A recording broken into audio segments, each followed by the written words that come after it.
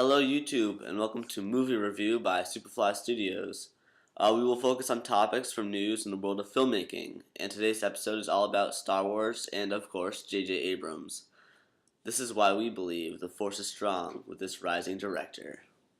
Alright, so J.J. Abrams, as many of you know, highly accomplished in Hollywood with producing, writing, directing. We have the Rotten Tomatoes review of him.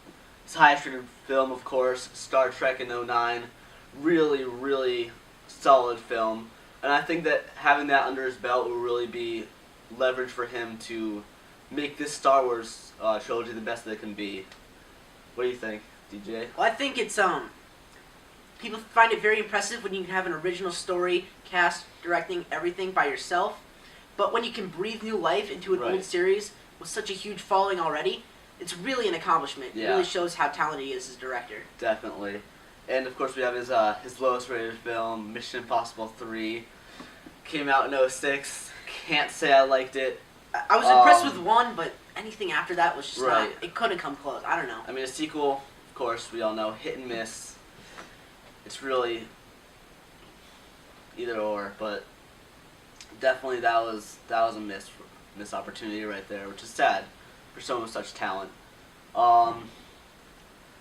Yeah, like J.J. Abrams, he's just put out so much. He's produced Cloverfield, Morning Glory, Super 8. I never saw Super. Did you see Super 8? I didn't see Super 8. God, we should get Patrick down here. We should get Patrick. Really liked that movie. Patrick did. Okay, we got.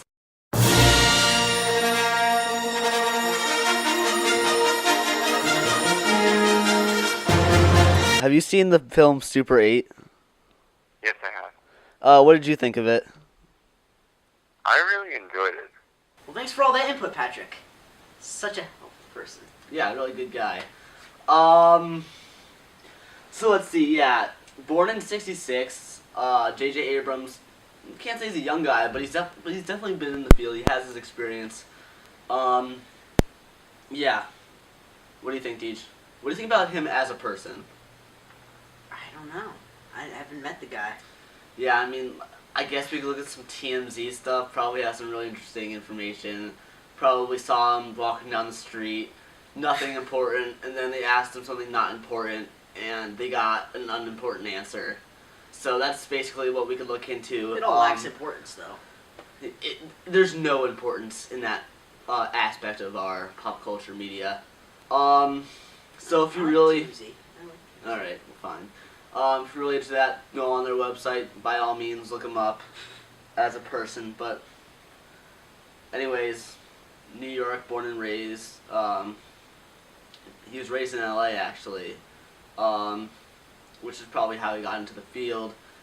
Being surrounded by industry, that could really help you. And it's not what you know, it's who you know, am I right? But seriously, we don't really know anyone. That's why no one's gonna watch this. Yeah, but he was writing music. Wow, since he was 16 years of age. J.J. Abrams, he's a brilliant writer, producer, director, all around. Like, he's just a solid industry guy. And here he is coming up on some hot films that are really gonna bring in some major bucks. And far be it from me to trash him. Like, he's all over IMDb. So, Star Trek in '09, really solid film. I think that's going to be real leverage for J.J. Abrams to build up this new series he's coming out with, just bring it to the top. What do you think, Deej? I think people will disagree with this, but I think he really just brought something to Star Trek that hadn't been seen since probably the original series, because most of those movies were not great.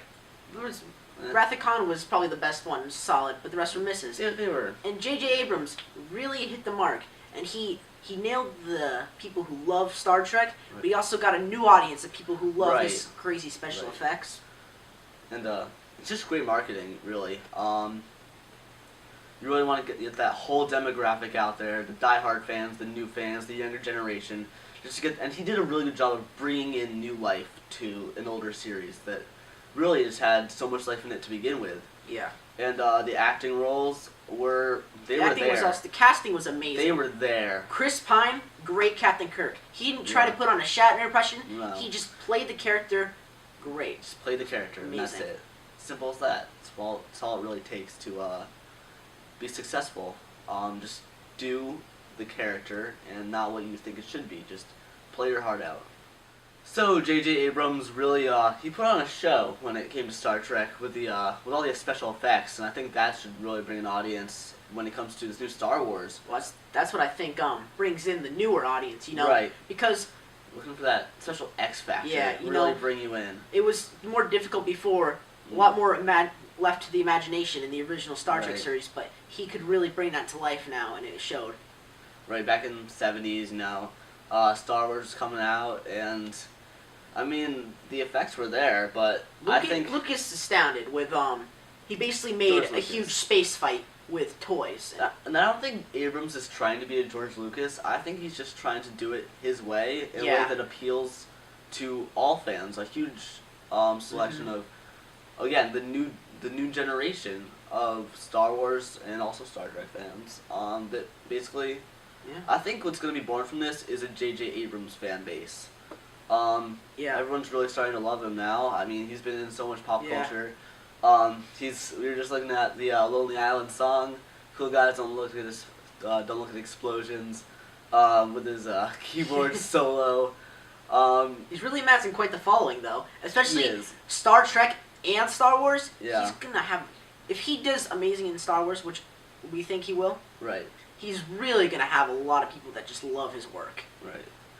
And I really think he's gonna pull this off. Like, there's so much support behind these films and so much. You know, they just signed on Harrison Ford to reprise his role as Han Solo. There we go. Like, that's. I'm happy about that. I didn't know if that was the direction they would take. It just expands the demographic. Again, like he's doing this. They bring in Han Solo fans, and that everyone is basically. He's a great Never character. ride solo. Again, J.J. Abrams, a real class act too. Class act. We'll cut there. Alright, that about wraps it up for us, YouTube. We will see you next time on Movie Review. Make sure to subscribe, like this video. Yeah. We really thank all two of you for watching. Yeah, all two of you. You're welcome. Really hold a special place in our hearts. Stay cool, not that cool though. Not cooler than us. Not cooler than us, exactly. But most importantly, have a good day, and we'll see you next time.